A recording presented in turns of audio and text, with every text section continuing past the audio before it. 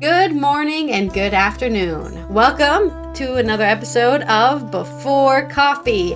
It is Good Tuesday News Day here on the Father and Daughter News Show, where we cover all the news 10 to 15 minutes before. We just look at all of it in 10 to 15 minutes without any caffeine in our bodies.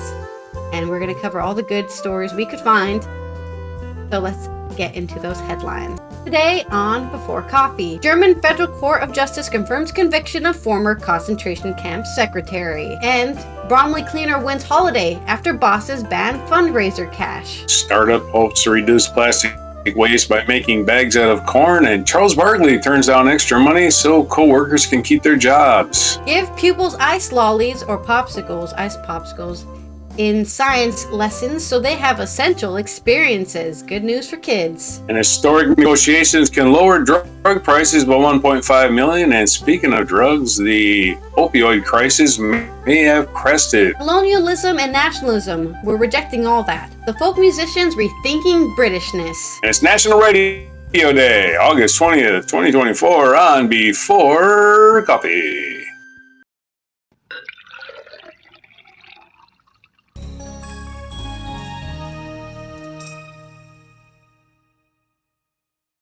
Oh, we are starting our good news with some talks about Nazis. That's right. This former secretary who was working in a concentration camp, who is now 99 years old, who worked as a typist in the Stutthof concentration camp near Danzig. The Federal Court of Justice confirmed that the conviction for aiding and abetting a mass murder still holds down. This is from Leipzig. The German Federal Court of Justice, and this is also on their standard.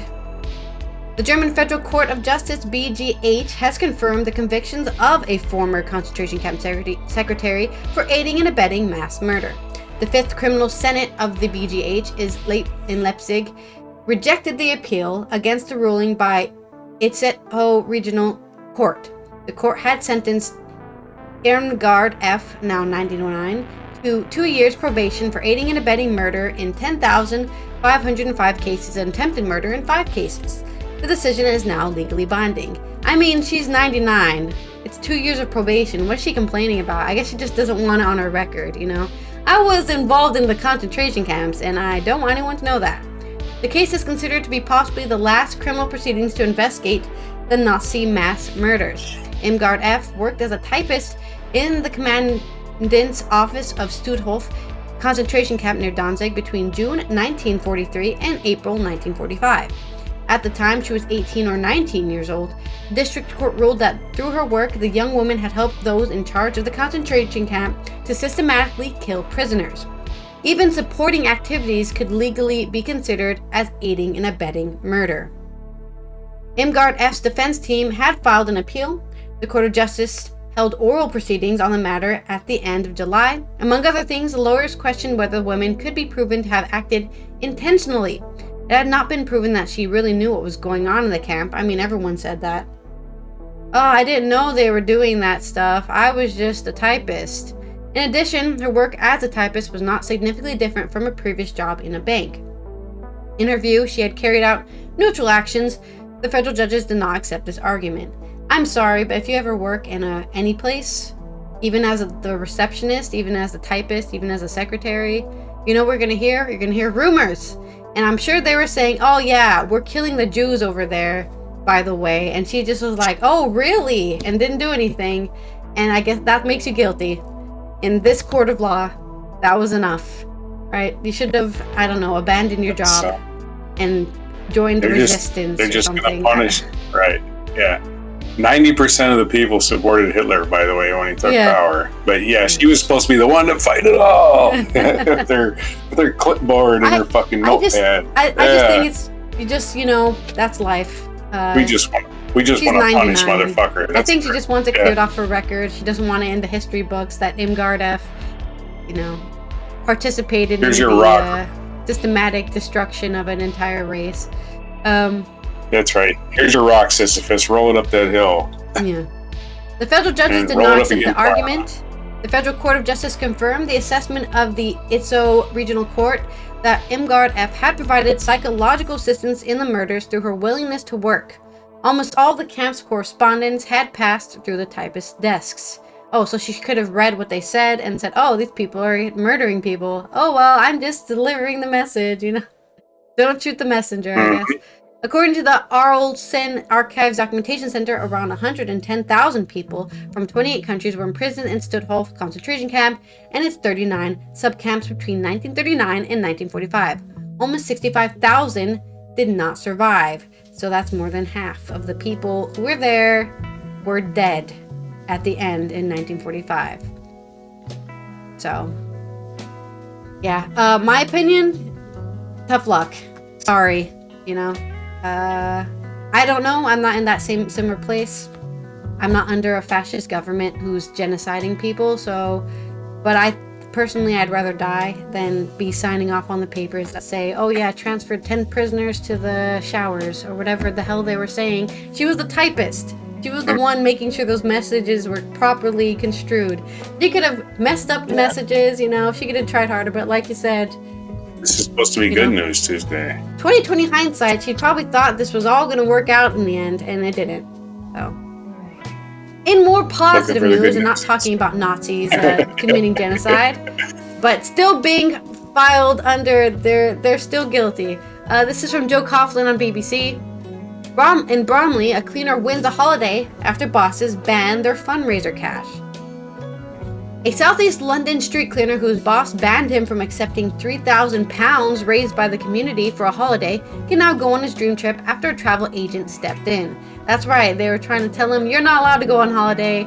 I don't know how you can ban somebody from accepting fundraiser money, but the Bromley Council contractor Viola told 63-year-old Paul Spears he could not accept the money raised through a GoFundMe campaign because its agreement with the council forbade it. Okay, but a travel agent then launched a competition with a very narrow criteria for entrance, and Mr. Spears won a £3,000 holiday to Portugal.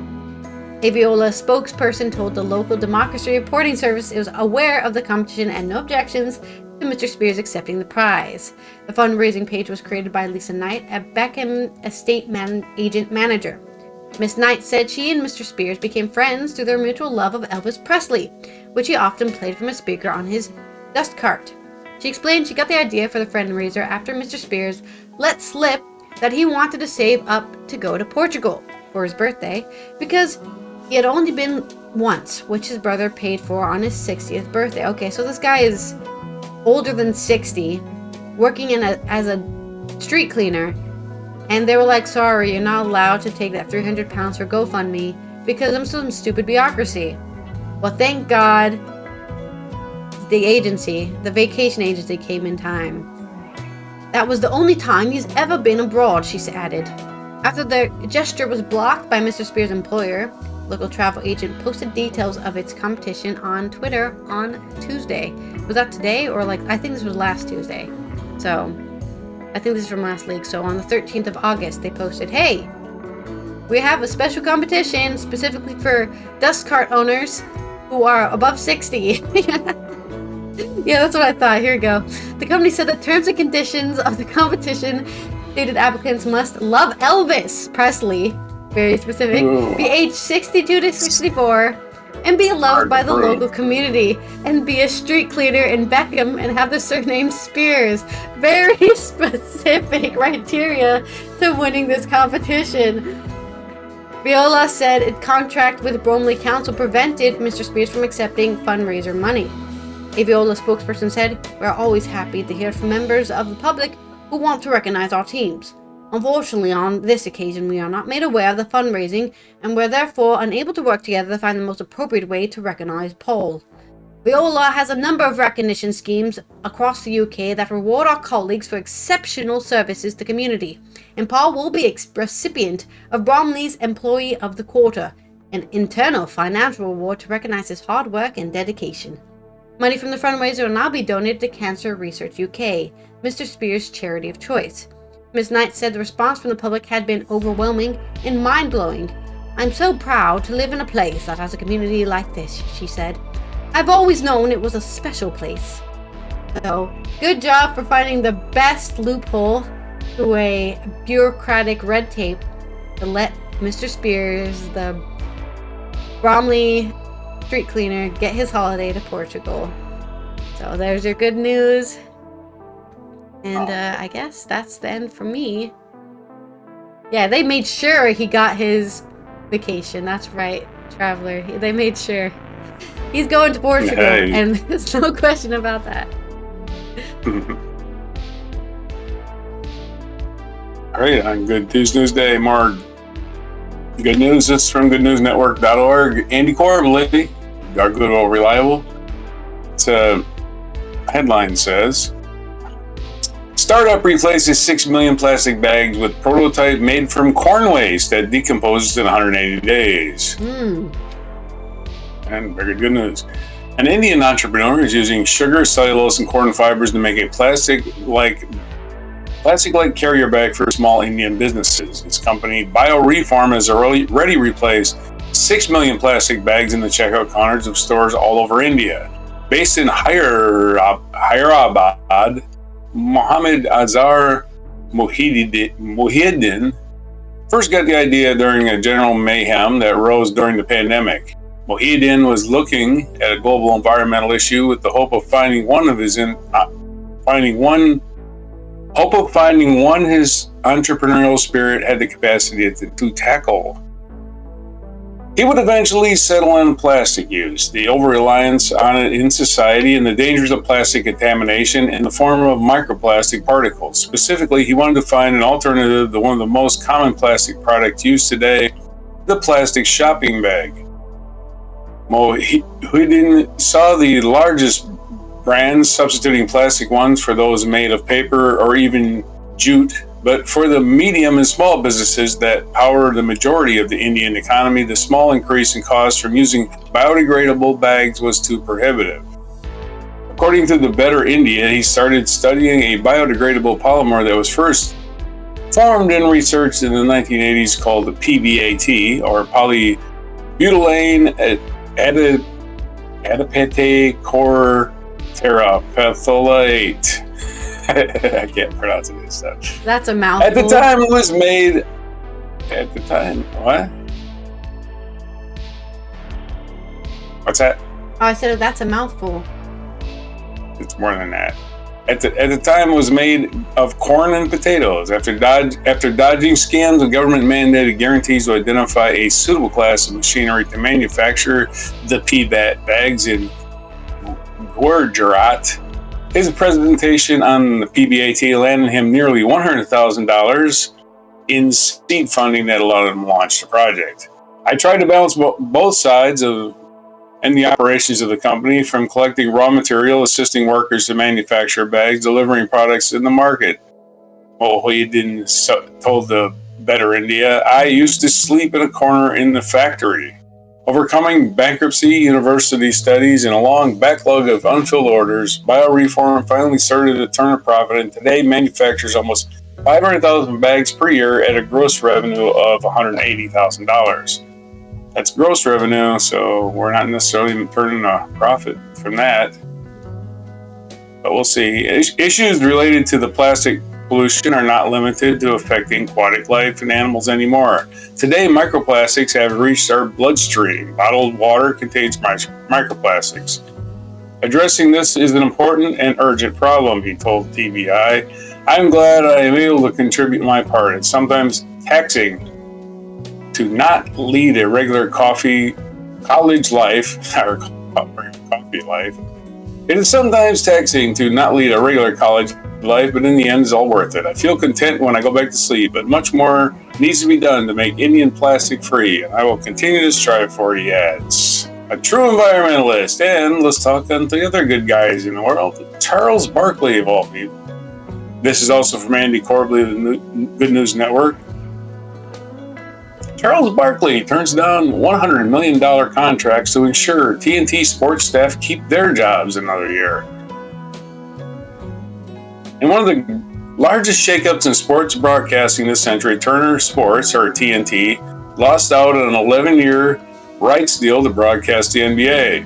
But while they may have lost their Apex product, they didn't lose their Apex presenter, who turned down a total of $100 million in contract offers from other networks so that the team that supports him can maintain their jobs for their final year together. Last Wednesday, Charles Barkley revealed on the Dan Le Batard Show podcast, that as TNT enters the final year of his contract to broadcast the NBA, he could have ended his participation with the network and gone to sign with one of the other networks included in the new 11-year broadcasting deal. Barkley, who signed a 10-year agreement with the TNT Sports in 22, will be entering his 25th year with the company and chose to stay on board until the 25-26 season to make sure his team maintained their livelihoods. According to People magazine, an exit by Barkley would have been contractually sound as the network had lost its broadcasting rights. "I love my TNT Sports family," Barkley said in a statement released by Turner. "My number one priority has been and always will be our people and keep everyone together for as long as possible.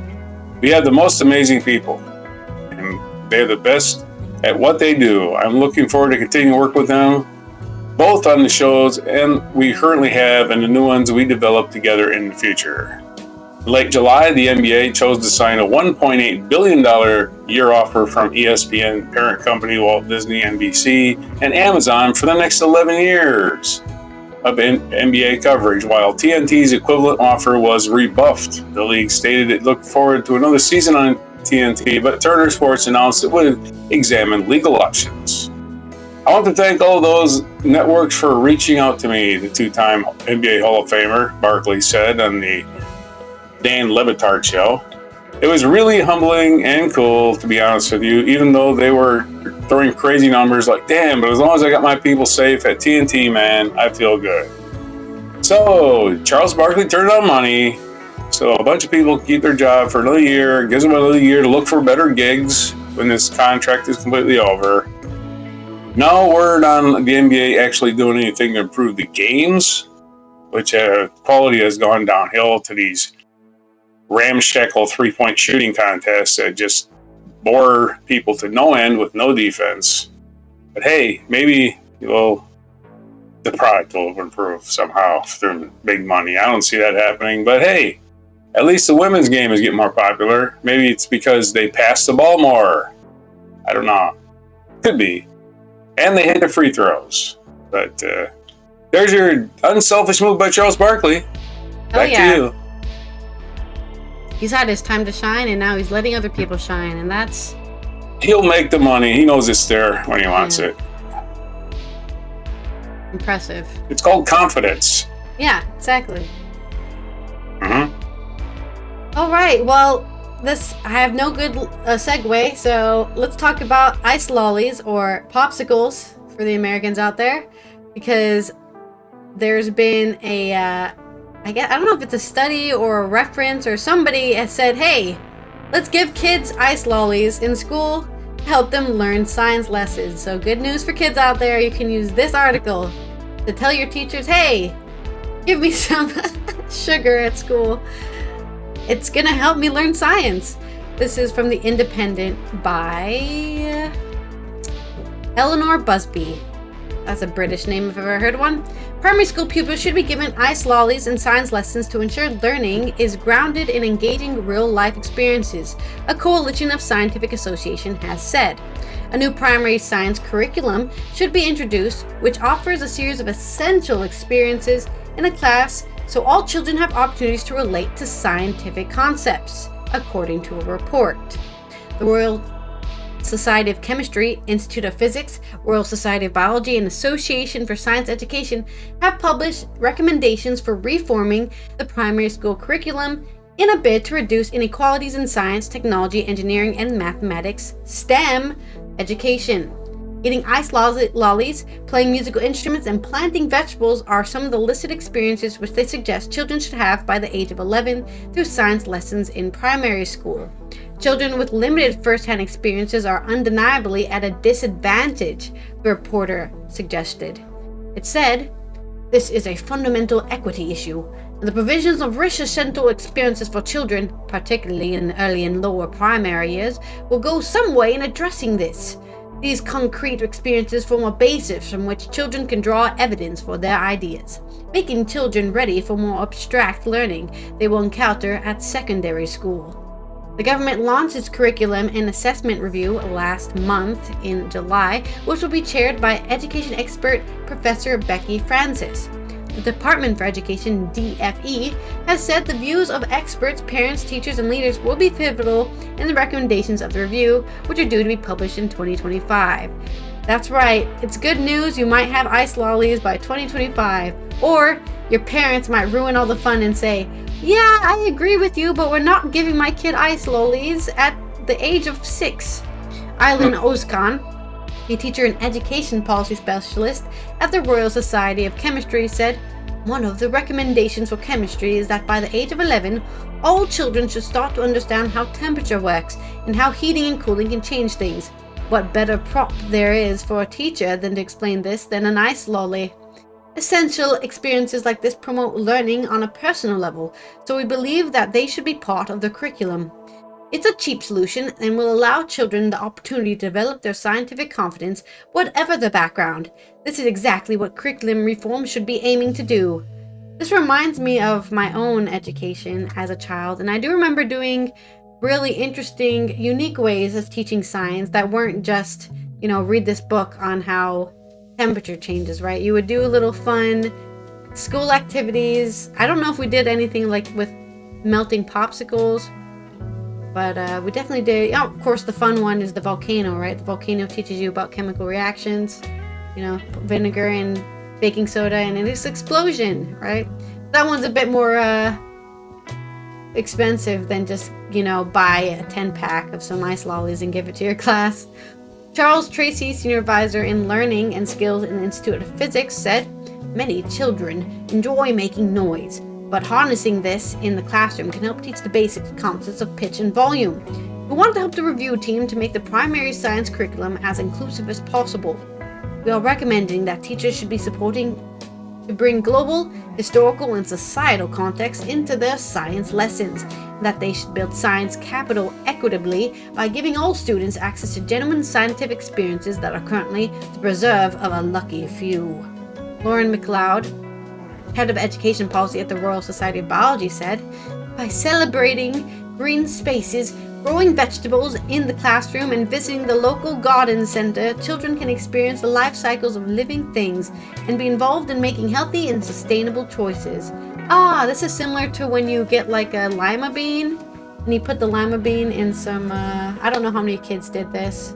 I think it might be only an American thing, but you get a lima bean, you put it inside of two wet paper towels, and you take it home, and then you bring it back every day and say, "Look, it grew. Look, it's sprouting." And you learn about biology. Like, look, now it's a plant. Now we can put it in dirt and it'll grow into a plant. Wow, that's crazy.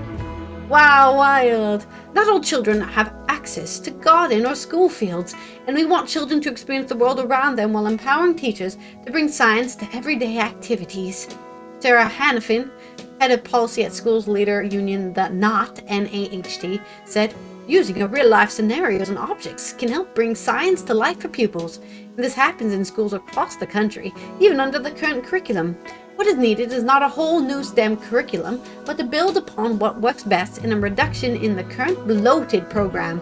Time is currently a big issue, and there is a scope to improve the experience of pupils by teachers by streamlining content. The curriculum and assessment review must take a coherent and collective view of the whole curriculum, creating the space and time needed for schools to make it relevant to their pupils, improving engagement and fostering a real love of learning." It sounds like they're making a YouTube channel. We need to increase our engagement, streamline our content, and put some ads in.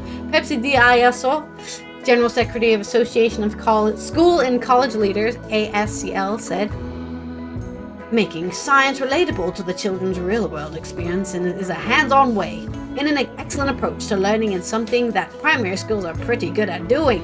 The big challenge for the government's curriculum review is going to be in making sure there's enough time for science alongside English, maths, and everything else that primary schools have to deliver. At the moment, timetables can be quite congested because of the range of demands on schools." A DFE spokesperson said, "High and rising standards are at the heart of the government's mission to break down the barriers to opportunity, give every child the best start in life. The curriculum and assessment reveal will bring together leading education experts, leaders, and staff to consider how to ensure young people get the opportunity to access a broad and balanced curriculum, as well as the crucial work and life skills necessary to succeed in both the workplace and throughout their lives. So good job, everyone there. Hopefully by 2025, we will see some great news leading from this assessment into the UK's science curriculum and also other curriculum, because it looks like they're trying to make it balanced so you can get all the other things. I think sport is really important, even though I hate sports myself. I didn't enjoy gym class, but I did learn a lot that I probably wouldn't know if I wasn't forced to take it, right? I learned about anatomy, I learned where my bones are. You know, if you don't have children take those things, even if they're not interested in it, they won't even know about it, right? If you never tell them, they won't know. Children are starting at 0. They have no prior knowledge, okay? They're not getting secret information from somewhere else. So I think it's really important that, I agree, schools need to cover all the things in a balanced way. But I think one thing I do like about British school system is they do let you, when you get older, out of primary school and you get into middle school and high school or whatever, they let you focus on the things you're actually interested in.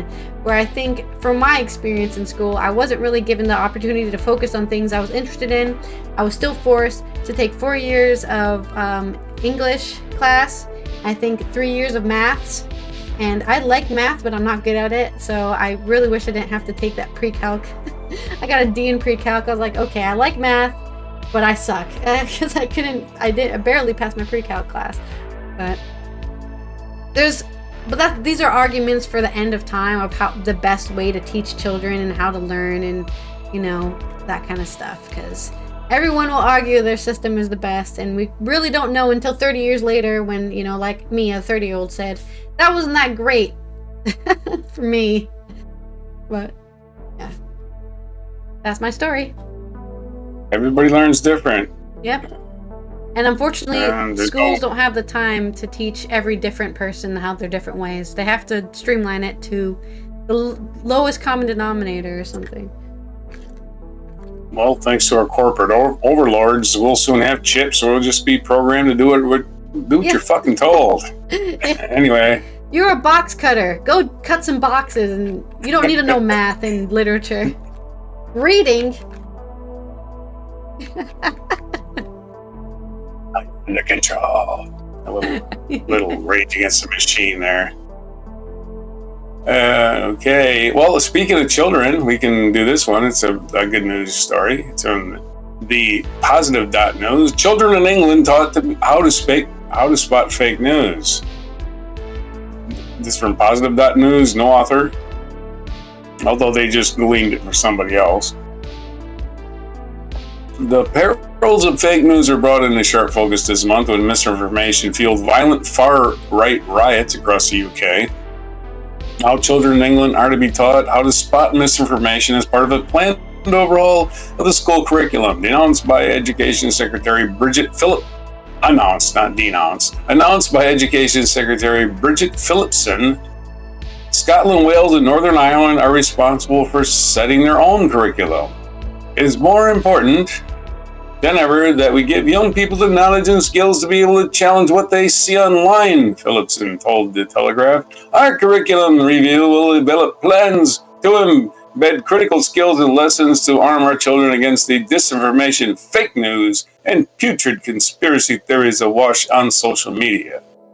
Responding to the plans, Dawn Alford, executive director of the Society of Editors, said the recent far-right riots across the UK have once again shown a light on the dangers and damage that can be caused by fake news and misinformation online. We welcome the government's recognition of the need for urgent action in this area. Media literacy already features on the Finnish curriculum, which teaches children how to identify propaganda and fake news. Okay, that was a poorly written sentence. I apologize. But they were talking about Finland, who has media literacy as a subject in school. Also, more good news from the U.S. This time, opioid deaths in the U.S. finally started to fall in 2023.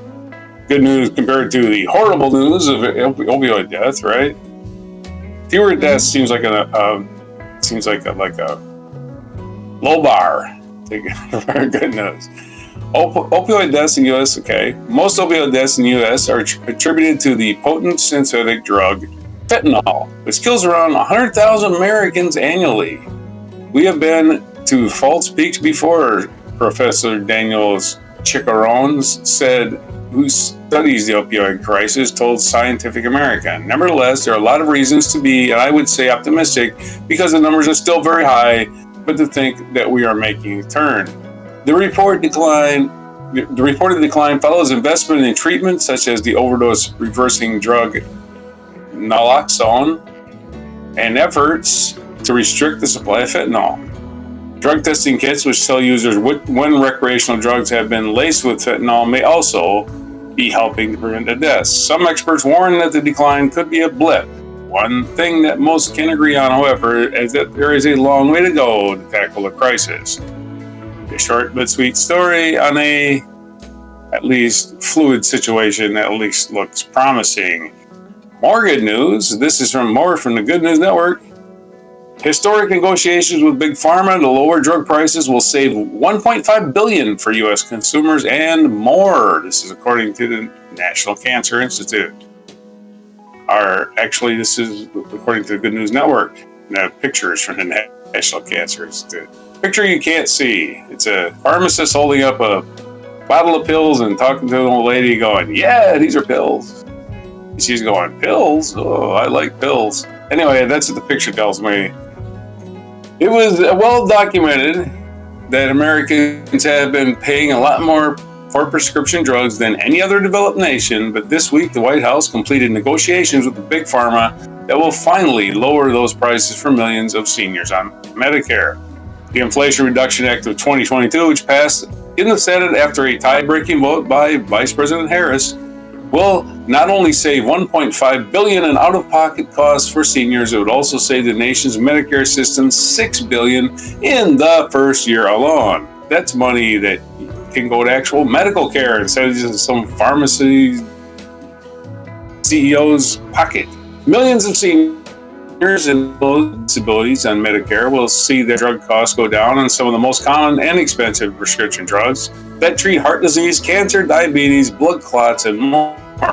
The Department of Health and Human Services reached agreements with the pharmaceutical manufacturers of 10 different drugs, which have surged in prices since they went on the market.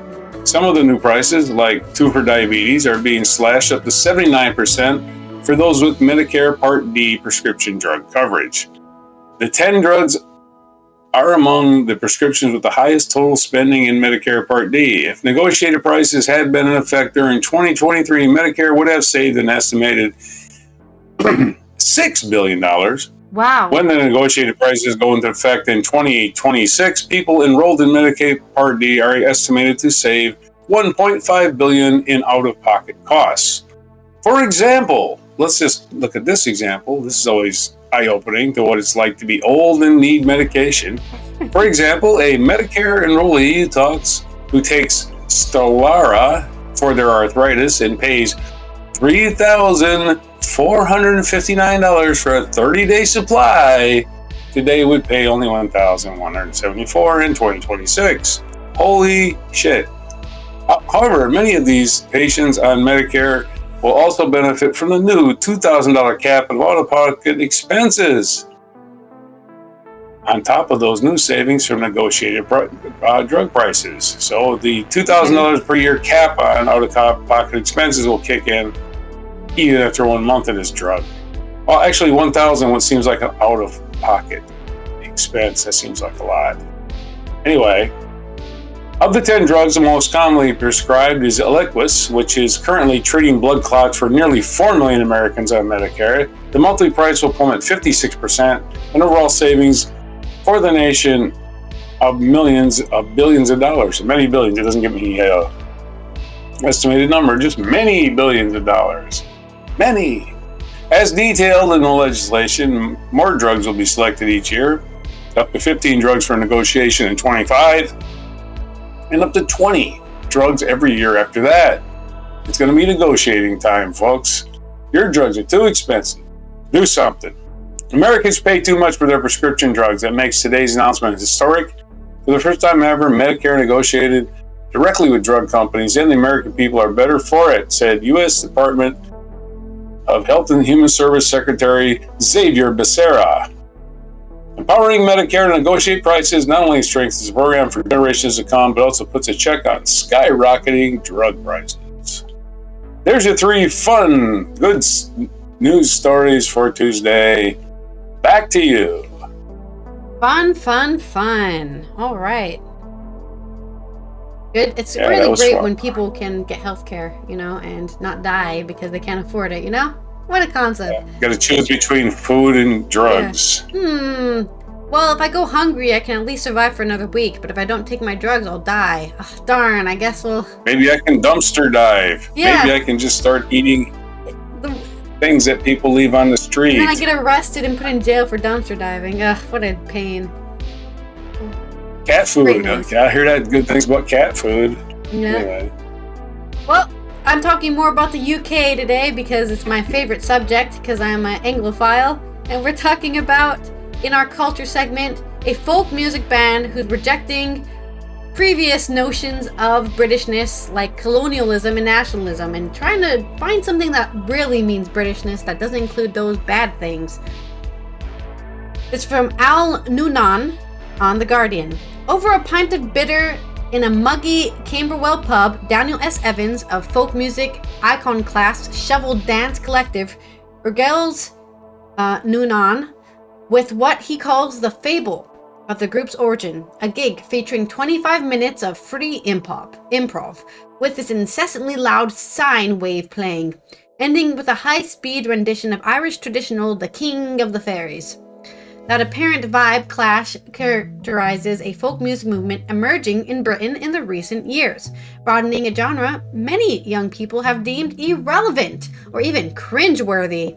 I love folk music, so maybe I'm cringe, I guess. Guilty! I love listening to folk music.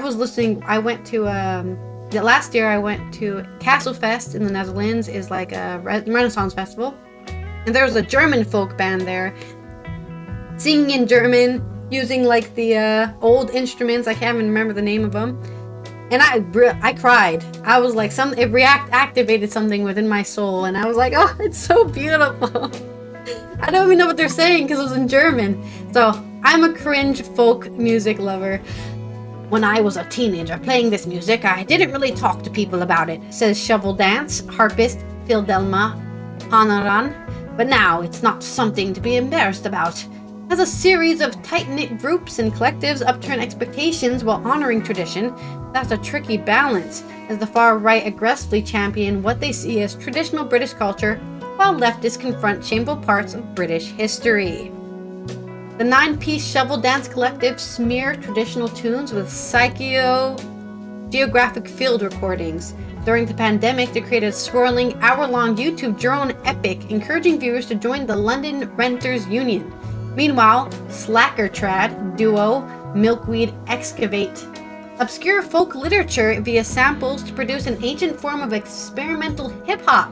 Ooh, that's interesting. They take folk literature and then sample it into experimental hip-hop, and Angeline Morrison uses English folk song template to craft songs of untold Black British experience.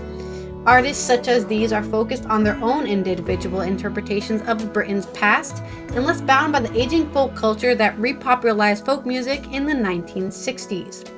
There's a lot more activity going on started by younger people and people outside the folk scene, says Faye Heald, a University of Sheffield professor whose Access Folk project looked at the impact of empire and colonialism on traditions such as folk singing.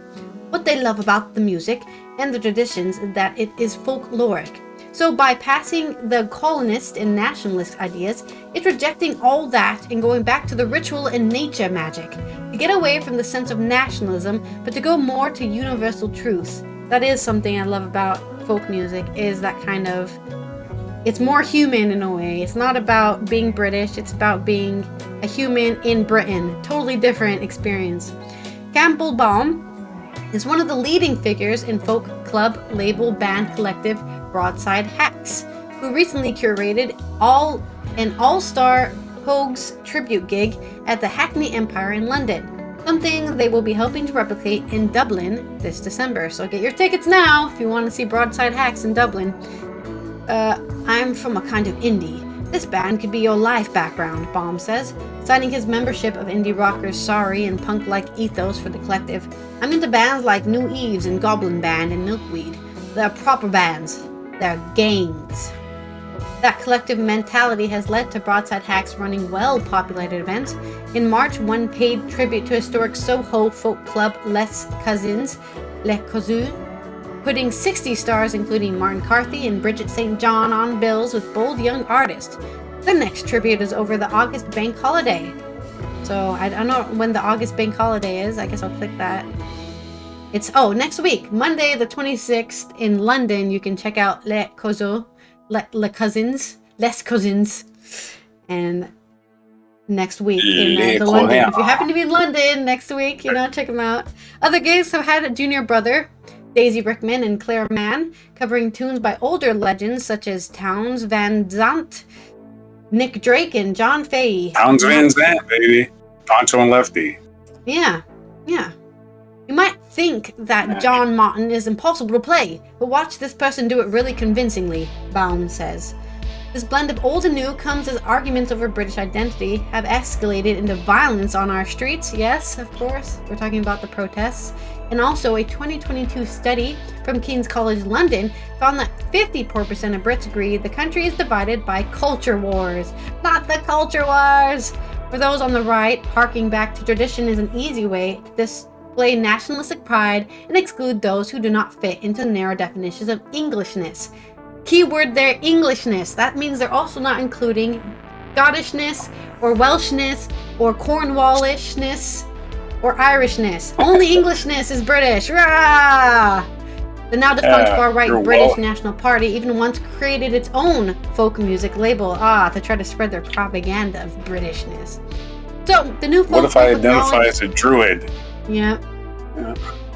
The Celtic or the Celtic, whichever way you want to pronounce it, is very Scottish, not English. English people are actually more French than they are English.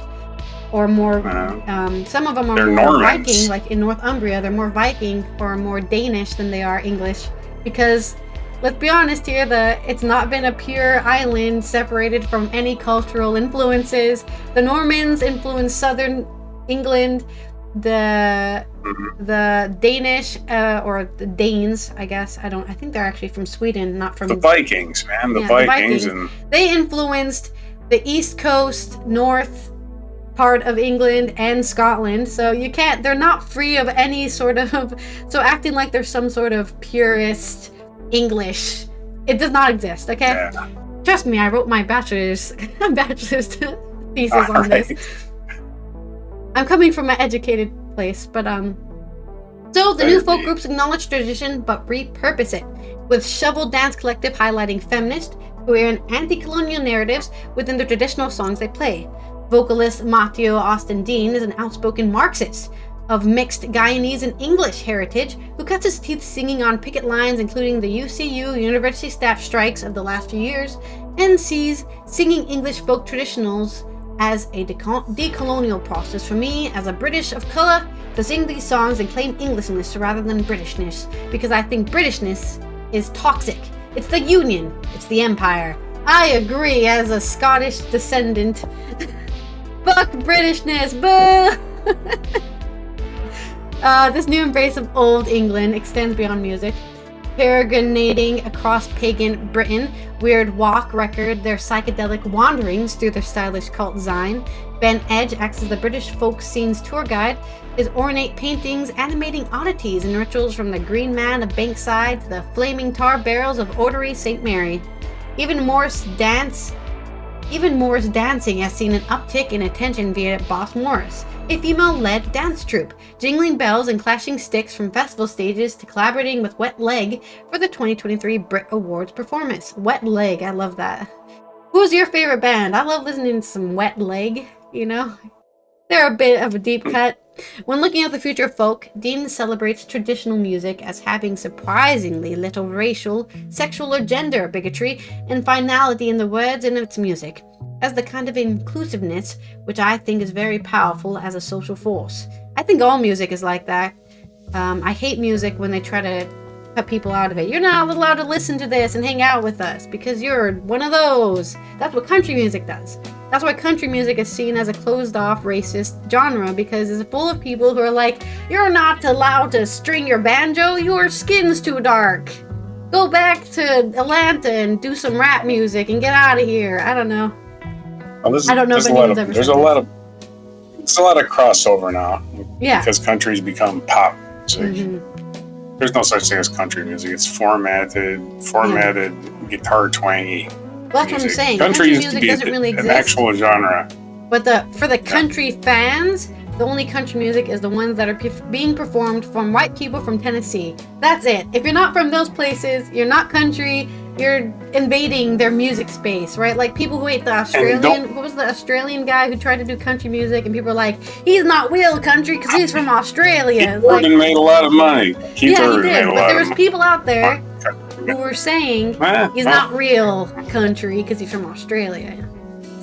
Anyways, he was commercial country anyway, so I don't know what the argument is there. He was very commercial and less country than any country I've ever heard originally. So yeah, they have a point about Keith Urban. It's not a good point. They definitely have a point. It's formulated music now. It used to be you weren't allowed drums in country music. Did not allow drums. They weren't allowed in country music. Now you just need a swing guitar? What is it called? What is that called? No, it's always been steel guitar, but it's called a steel pedal steel guitar. It's not like playing with a cylinder on your regular guitar. It's a thing that sits on the floor. It's got pedals, and a guy just runs. Anyway, that's a country music instrument, and that used to be the feature of country music, and there used to be a feature of no drums in country music. So, I don't know why I'm going off on this tangent, but the idea that basically country music nowadays is like really bad pop music from the 80s. Mm-hmm. That's all about the flag. It's all about, don't you disrespect whatever the hell we decide is really important. Like corn dogs or whatever, whatever they think is sacred. No idea anymore. People just want to put things in groups so that they can go, you don't belong here. If you have a box, you can say you're not in the box.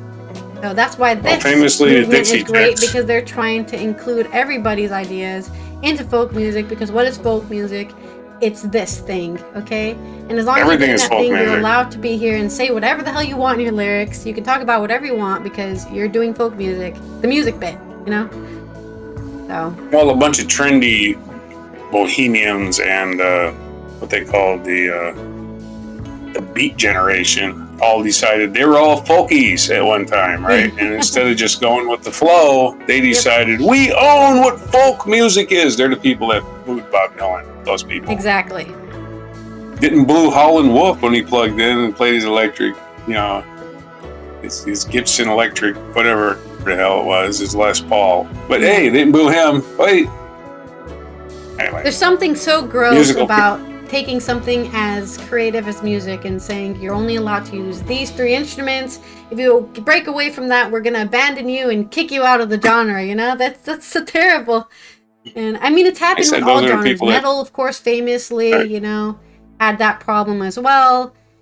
You're not real metal because you do this. You're emo. Metallica sold out when they hit their biggest hit. Metallica they had their Black Album. They got 4 hit songs. You sellouts. But no, because it was produced by the same guy that produced Bon Jovi. And don't forget, The Clash had one of their albums produced by the guy who made Blue Oyster Cult, and everybody's like, oh my god, Blue Oyster Cult. And I'm like, what's wrong with Blue Oyster Cult? I mean, as long as the producer can mix music, who gives a shit? But a lot of people are like that. They think, you sell out. How come you're not, we've done this before. How come you're not still poor like I am? I can't identify with you. Now you own a house and you don't live in your mom's basement. I can't identify with you. You sell out. Music fanboys. Anyway, speaking of music, I sent you a video. You can just start it at the beginning. I've got it. Let me just finish this And last line faded here out of the article, which is any old time. for Dean Oh, okay, sorry. and seemingly so many of his folk music peers, there isn't necessarily a conflict between the traditional and the progressive. If we are always crushing things to move forward, then we're going to be destroying things that people already have. Which covers all our point we just made. So check out the second tribute of Soho's legendary Folk and Blues Club in various London venues on the 24th of August to the 1st of September. You can find all of these folk music in London. The Shovel Dance by Shovel Dance Collective is released on October 11th on the American Dream Records, so you can also listen to those guys. Shovel Dance Collective. And Red for Roses for Me, the 40th anniversary special performance by the Pogues and Friends, is on the 17th of December in Dublin. So check out all those dates if you are interested or even piqued your interest into the folk music movement that is switching things up, adding more color, and not giving a shit about destroying things to make sure they fit in a box. Now, onto this day in history. Hey, this day in history. On this day in 1619, it is thought that enslaved people were first brought to the English colony of Jamestown, Virginia. So there's a famous project called the 1619 Project that made people lose their minds. It's at some point, conservatives are like, what are you talking about? Slaves have been here I don't know what the hell they were mad about. They were mad because, I get it, black people learn history about black people. Oh, we get that. No. I have no idea what they were mad about. They didn't exist until 2003. All I know is, yeah. And of course their counter is, well, there was white slaves. Okay. What happened to the white slaves during Jim Crow? Oh, that's right. Nothing, because they were white. No, they just didn't notice it anymore. Their ancestors were slaves. Unfortunately, the black people whose ancestors were slaves are treated like shit during Jim Crow. I don't remember ever hearing about like an Irish lynching, you know? But maybe it happened. Maybe there's Irish people plenty being of lynched. the Irish were treated like the Irish were treated like shit. Let's not just act like they weren't treated like shit. They were low class citizens white mobs. in New York City. I'm not sure. I don't know if I've heard of that. Probably not necessarily just for being white though. Probably for being Irish or being the wrong generation Irish. I mean, you ever watch the gangs in New York City? Yeah, I have actually. Martin Scorsese. Yeah, it's all Irish. But that was, I guess, in a way that was Irish on Irish crime, you know. Why are we picking on the Irish? The Polish didn't come in and say, kill all the Irish, you know, that would have been different. Okay, this is like a scene from Blazing Saddles now. Okay. 1741, Danish explorer Vitus Bering, who was working for Russia, encountered Alaska. He encountered Alaska. What does that mean? Hey! Hi, Alaska! Fancy me either. Take this trip off and... I don't know. He encountered Alaska. I guess they can't say he discovered it because the people living there already know it was there. 1794, U.S. General Mad Anthony Wayne defeated the Northwestern Indian Confederation in the Battle of Fallen Timbers. In 1833, Benjamin Jefferson, a moderate Republican who became the 23rd President of the United States, despite losing the popular vote by more than 95,000 to Democrat Grover Cleveland. It's a long introduction. Anyway, it's his birthday. He was born today in 1833 in North Bend, Ohio. The guy who was awarded president, even though he didn't win even the most electoral votes. He just got this Congress's support, and we don't want that shit again. 1865, Austria and Prussia signed the Confederation of Gastein, an agreement that temporarily postponed the final struggle between them for hegemony over Germany. So there you go. They say final, but it seems like, how do you know it's final? 1889, labor activists closed the entire port of London in the London dock strike. In 1914, German army captured Brussels during the initial German invasion of World War I, and basically that's as far as they got. In 1920, at a meeting in Canton, Ohio, the National Football League was formed as the American Professional Football Conference, and of course the Hall of Fame for the NFL, or for all of pro football, is in Canton, Ohio. 1940, on this day, Leon Trotsky was assassinated by a Stalinist agent in Mexico. 1960, on this day, Senegal seceded from the Mali Federation, declaring its full independence. Here goes Senegal. I guess. Hopefully. 1968, on this day, the Warsaw Pact nations, except Romania and Albania, led by the Soviet Union, invaded Czechoslovakia to put down the Prague Spring. It was the end of the Prague Spring, but at least it lasted until August. That's a long spring.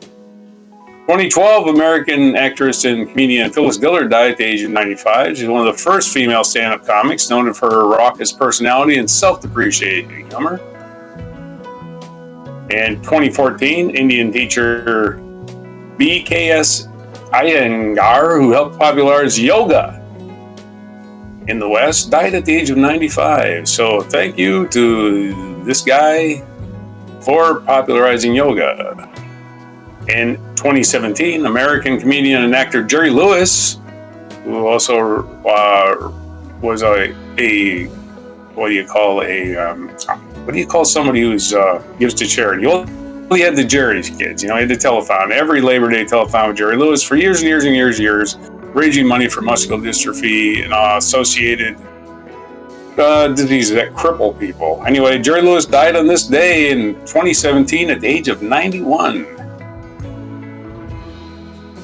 And this day, our featured event in 1975, Viking 1 was launched. The robotic U.S. spacecraft Viking 1, built to explore the surface of the Mars, was launched on this day in 1975, and nearly 1 year later landed on Stars Planetia, a flat lowland region in the northern hemisphere of the planet. Featured biography: Eero Saarinen, American architect, born August 20th, 1910, in Kikkonummi, Finland, his birthday, and he died September 1st, 1961, at the age of 51 in Ann Arbor, Michigan. So he got 51 years, but he built some stuff. Otherwise, he wouldn't be famous. Birthdays today: Don King, American boxing promoter, born in 1931. Ron Paul, American politician, born in 1935. Rajiv Gandhi, Prime Minister of India, born in 1944. David O. Russell, American director and screenwriter, born in 1958. Amy Adams, American actress, born in 1974. So Amy Adams turning 50. She doesn't seem that old. Man, time flies. So Amy Adams turning 50 today. And other birthdays today. We have rock and roll birthdays. That's right, rock and roll birthdays. We'll start out with... It is Isaac Hayes' birthday. That's right, Isaac Hayes. Theme from Shaft, also played Chef on on South Park. Hayes was found dead in his home on 10th of October 2008. 2008. 10 October 2008. He died at the age of 65. Other birthdays today. It is Robert Plant's birthday. Robert Plant, lead singer of Led Zeppelin. Of course, Stairway to Heaven, Rock and Roll, Whole Lot of Love. Robert Plant, born on this day in 1948, and he's still alive. 1949's birthday is Phil Lynott, Irish singer, songwriter, and bass player for Thin Lizzy, the first famous Irish rock band. Hell yeah. Lynott died in January. Fuck you two. Boo. Thin Lizzy's better. No, we don't want to screw you two. You two's fine. You two's great. Phil Lynott, of course, the Thin Lizzy, the only band to be fronted by a black Irishman. Mm-hmm. He died on July 4th of January 1986 of heart failure and pneumonia after being in a coma for 8 days following a drug overdose. Oh no! A life-size bronze statue of Phil Lynott was unveiled in Harry Street in Dublin in 2005. And don't be ripping on YouTube. While you're seeing the folk band show in December, anybody you can rips also on YouTube hasn't seen them live. Yeah. You weren't here on live. You didn't hear anything I was saying. I didn't hear anything you were saying. So what'd you say? I said you can go visit that statue in Dublin when you go see the folk band show in the 17th of December. Ah, that's right. You do it. There you go. Visit the Phil Lynott statue. I'm going to say, don't be ripping on YouTube. If you haven't seen them live, you don't know what the hell you're talking about. YouTube is awesome. Other birthdays today: Doug Feger started the band The Knack. He also died young at the age of 57. And 14 February 2010. And I guess that's it. Our national day calendar is a National Chocolate Pecan Pie Day. Chocolate pecan pie. Wow. The calories in that. National Radio Day. If you remember radios, your cell phones are radio, so everybody uses a radio every day. Invisible waves traveling through the air, doing all this work for you that you'll never appreciate. But I do. I understand it. Just wave your hand. There's radio frequencies running through the air all day. I appreciate constantly. it too. I also took a radio class in my There's sophomore physical year. things that you can't. Oh. They're physical things that you can't see. Yep. Anyway, and you know they're there. Otherwise, how the hell does that magic little black little box work? There's no wires or anything. It's National Accessible Air Travel Day. So it's those 3 days. So take your chocolate pie and have a ball. So that's your assorted only 3 things for today for August 20th, 2024 on Before Chocolate Pecan Pie. Or Diabetes in a cake, or I guess in a pie. Wow. What's the difference between pie and cake? Argue in the comments below what you think the difference is. This has been Allison here. A pizza pie. This has been Allison here from the Netherlands, where it's raining finally after, well, I think it's been raining at night, but it's finally raining during the day, and I've been waiting for this rain because it's been very dry outside. Tomorrow will be Wacky and Weird Wednesday. We're covering all the wacky, weird headlines we can find. So make sure you subscribe if you're not already. Turn on those notification bells so you know when we go live. And of course, like this video so you can support all the good news that's out there and keep spreading the positive stuff going out in the world. Now, I don't know what else to say. I did send you a link that hopefully works for the time that I have started the video and ended the video. I don't know if you see that on your message there. I don't know if it'll work. This is my first time trying this because my system of downloading YouTube videos is just not working anymore. But this is... You sent me a link on Discord? No, it's on Facebook. Oh, that's why I don't got it.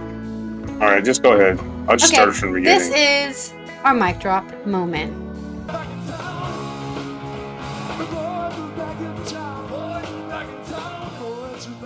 Thin Lizzy.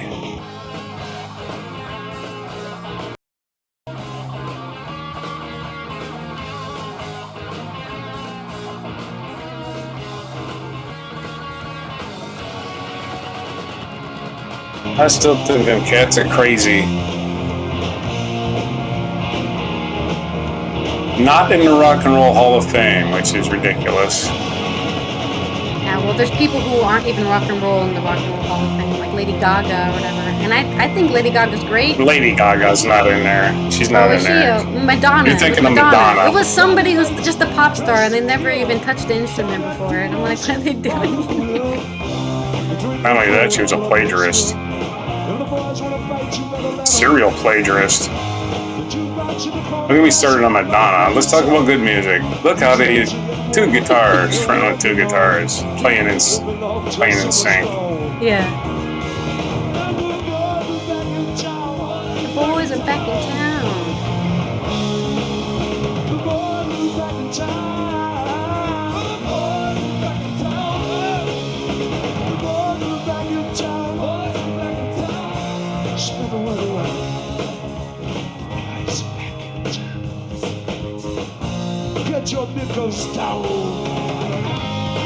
I wonder why they were called Thin Lizzy.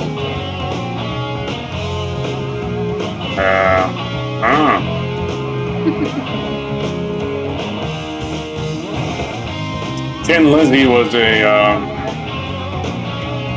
a nickname for a car. I believe it was a Model T car. It was called Tin Lizzy. Thin Lizzy? I have no idea. Maybe they had a groupie named Lizzy who was really thin. Maybe that was Phil Lynot's pet name for himself. The freaking crowd just like... Come on guys, you're on camera.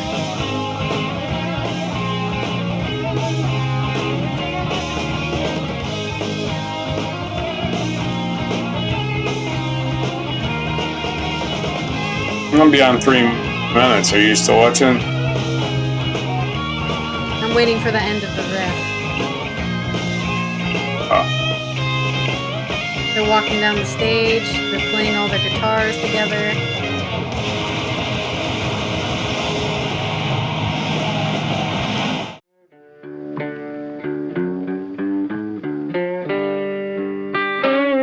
Be sure to hit the like, subscribe, and notify buttons, and follow our other channels, Toxic Alley, History of Gravy, and Scratchy Old Records.